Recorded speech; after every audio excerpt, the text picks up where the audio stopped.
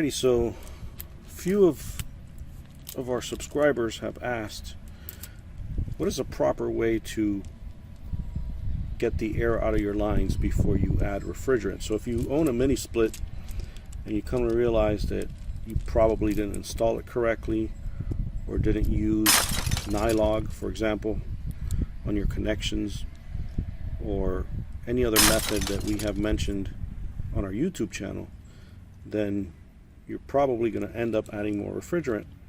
And to do that, you want to make sure that your hoses are free of air.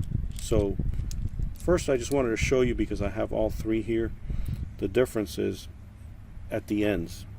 So some of these, like you'll see here, have something in the middle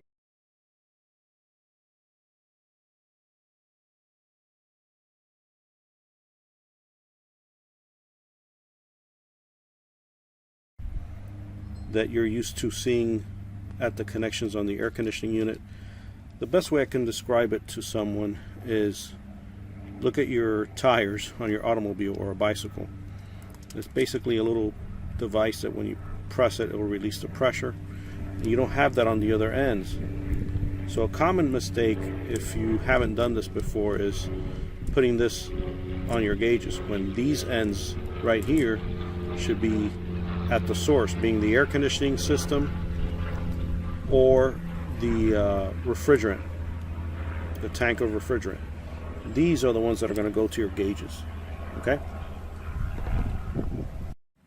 Now that we just discussed which ends go where, and you have your connections on your gauges, you want to make sure you follow these steps carefully so that you can get the air out of these lines, so you don't have any air going into the system. So when you connect this end, for example, to your mini split, from here to there, there's going to be air inside this hose. You want to get it out. You don't want that air in your system, because remember, if you're going to add refrigerant, you're going to be adding air into the system. You don't want that. So remember, you have your adapter that you want to use with your mini splits, and the adapter is kind of like the same way. This side here is going to go into your air conditioner, and this side here is going to go here. So once you put this into your air conditioner or your heat pump, you're going to tighten up right here. Okay? And then what you're going to do here is make sure, instead of having this all the way tightened, you're going to leave this cracked, just like that. So you crack this here first, and then you connect this to your air conditioner. Tighten it up. It doesn't matter if you have the adapter in first. I like to put it in first. Put the adapter in first. Tighten here, and what's going to happen is you're going to push up onto the air conditioning system, and you're going to release refrigerant this way. Okay? I'm trying to make this as easy in plain old English language.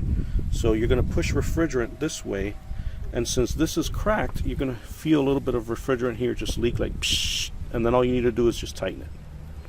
What you did is basically vacated the air out of the hose. So now there's no air in here, it's pure refrigerant. Once you have that done, the next thing you need to do is your yellow hose also needs to be cleared out of any air that's in it. Basically, it's the same process. So here we have a refrigerant tank. It's actually empty. There's no refrigerant in it, but I'm just going to show you. You can just tighten it up in there, like I'm doing now. And then you want to make sure that here, instead of being tightened all the way up, it's just cracked. So I'm just going to crack it a little bit, like I did there. And then when you turn this over, okay, like this, to get your refrigerant into the system, you're going to open the valve. And when you open the valve, you're going to feel a little bit of air coming out of there, because, like I said, it's just air right now. Feel that? You hear that? And then you're just going to tighten it. There you go. So in essence, you have now cleared your hoses from any air that could have potentially gone inside your HVAC system, your mini split air conditioner or mini split heat pump. You don't need to worry about the red hose, okay? Because most mini splits, unless it's a bigger unit, the 1-ton units just have, you only have to deal with the blue. I'm trying to make this as easy as possible, not confusing anyone with high side, low side, although you can see that you got your high side here and your low side here. So your high side is not going to be used on most smaller mini splits. There are some bigger ones that have them both, but you're only going to need your low side to add refrigerant, and then you just want to make sure that there's no air in it.